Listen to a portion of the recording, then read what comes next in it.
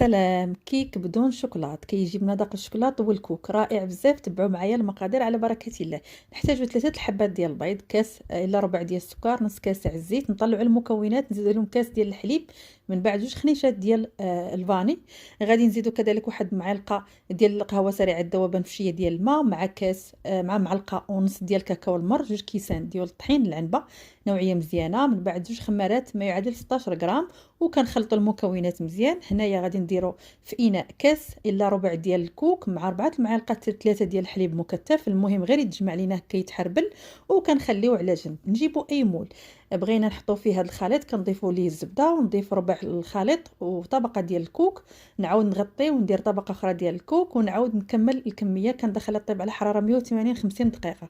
بصحه والراحه. اللي بغى الوصفه يلقاها اسفل الفيديو في هذا في واحد المثلث، غتلقاو كل شيء والتفصيل. شكرا لكم وفي امان الله.